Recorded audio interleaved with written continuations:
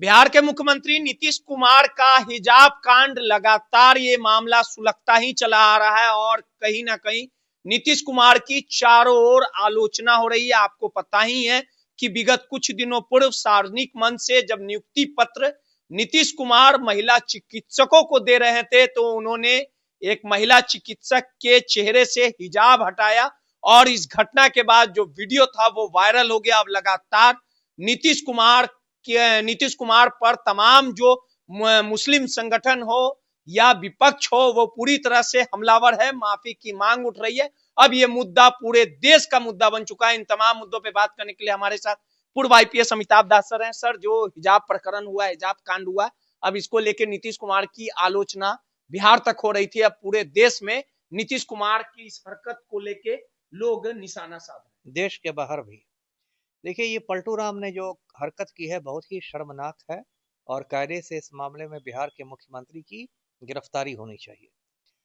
देखिए, मामला तो दर्शकों को अब तक पता चल गया होगा। ये 2-3 दिन पहले की बात है। पटना में जो मुख्यमंत्री आवास है, एक अणे मार्ग में एक सरकारी कार्यक्रम चल रहा था जी।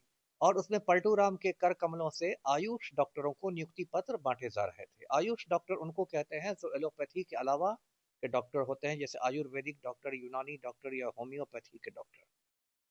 उसमें एक नुसरत परवीन नाम की लड़की आई मंच पर और उसने अपने चेहरे पर हिजाब लगा रखा था।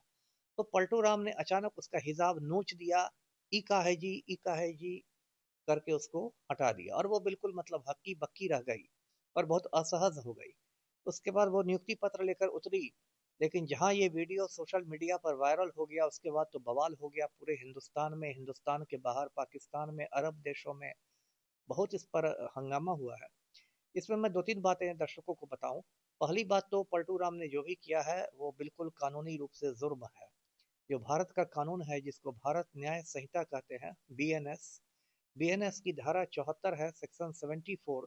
उसमें इस तरह के अपराध के लिए 5 साल तक की कैद का प्रावधान है। मतलब यदि आप किसी महिला की लज्जा भंग करना चाहते हैं ऐसे कपड़े खींच के या जोर जबरदस्ती से, तो 5 साल तक की कैद का प्रावधान है। इसलिए दर्शकों को मालूम होगा कि इस मामले में नीतीश कुमार के खिलाफ अलग अलग शहरों में एफआईआर दर्ज कराया गया है, बेंगलोर में, लखनऊ में, हैदराबाद में। दूसरी बात जिससे मुझे बहुत निराशा हुई वो ये है कि मंच पर पलटू राम के अलावा बाकी लोग भी मौजूद थे, जैसे उप मुख्यमंत्री सम्राट चौधरी थे, स्वास्थ्य मंत्री मंगल पांडे थे, प्रधान सचिव दीपक कुमार थे। तो कायदे से यदि मुख्यमंत्री कुछ गलत काम कर रहे थे तो बाकी लोगों को उनको रोकना चाहिए था कि सर ऐसा मत कीजिए। लेकिन सब लोग बिल्कुल मुस्कुराते रहे, ऐसा लग रहा था कि मजे ले रहे हों। और मुझे महाभारत में दुर्योधन की सभा याद आ रही थी कि तब दुशासन जो था द्रौपदी का चीरहरण कर रहा था, तो उस समय ऐसे ही बाकी कौरव जो थे वो अट्टहास कर रहे थे। तो अब बिहार का मुख्यमंत्री आवास भी दुर्योधन की सभा में परिवर्तित हो गया है, जब एक कौरव चीरहरण करता है और बाकी कौरव मजे लेते हैं। तो ये बहुत गलत बात है।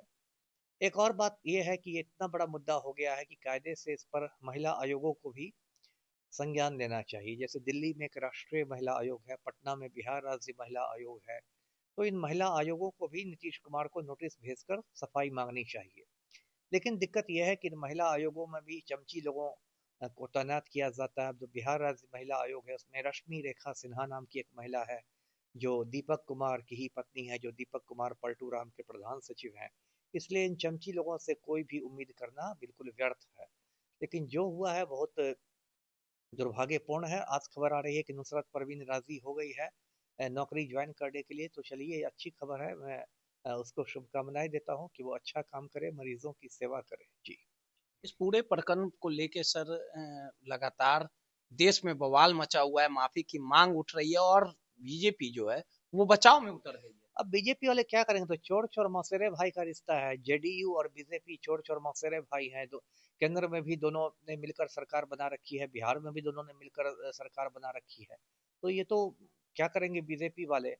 लेकिन पूरे ये लोग बेनकाब हो गए हैं। आज तो जो शंकराचार्य है, अभी मुक्तेश्वरानंद, उन्होंने कह दिया है कि नीतीश कुमार पागल आदमी है और मुख्यमंत्री रहने लायक नहीं है जी। चलिए, सीधे तौर पे पूर्व आईपीएस अमिताभ दास सर थे, कहीं ना कहीं कार्रवाई की मांग कर रहे हैं और इस घटना को दुखद बताया। नटराज न्यूज के लिए रोहित कुमार।